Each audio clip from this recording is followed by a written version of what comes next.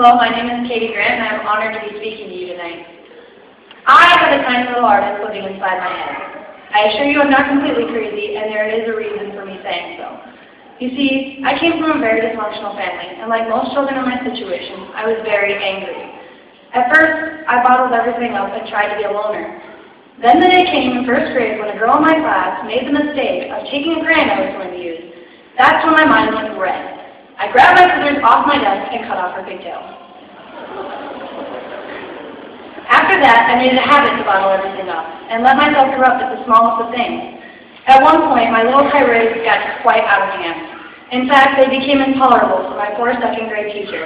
You see, I was sitting at a table, minding my own business, doing my puzzle, when a boy in my class did not follow my firm instructions to keep his filthy little hands off my puzzle. Once again, my mind went red, and I slapped him straight across the face. To my surprise, I was immediately struck back. I ran out of the room as my frazzled and not to mention pregnant second-grade teacher hurried after me. This high-speed chase continued out of the classroom, into the halls, through the school, and finally came to a halt in the girls' bathroom. This is where I had barricaded myself in by locking all the stalls. I sat on the toilet with my feet up, continuously refusing to come out.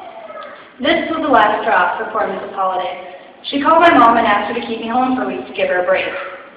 Many more of my outbursts were to come, and the color red flooded my thoughts for what seemed like forever. Forever being until 5th grade, of course. That is when my tiny little artist moved in. He was like an interior decorator. He changed my entire way of thinking and the way I saw the world. Red no longer cluttered my mind. I began seeing everything in shades of blues and greens and a mix of other colors. He was my best friend. I mean, why get mad when you can draw? I thought he'd stay forever. Then, in 8th grade, my parents divorced and my family fell apart. It seemed my tiny artist had decided to move out. Things continued on a downward spiral from there. My grades plummeted and my mind went black. I don't remember much about that time in my life except for how hopeless it felt.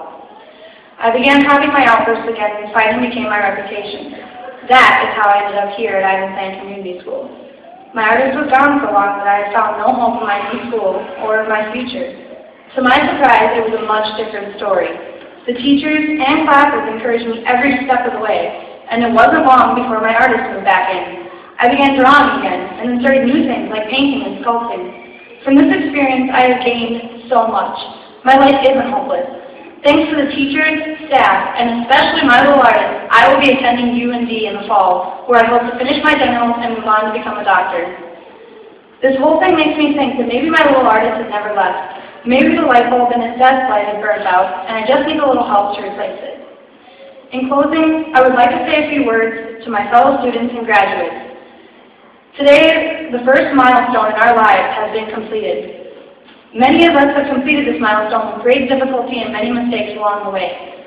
But always remember, we are not defined by our mistakes, but rather the lessons learned in making them. Congratulations, class of 2011. We made it!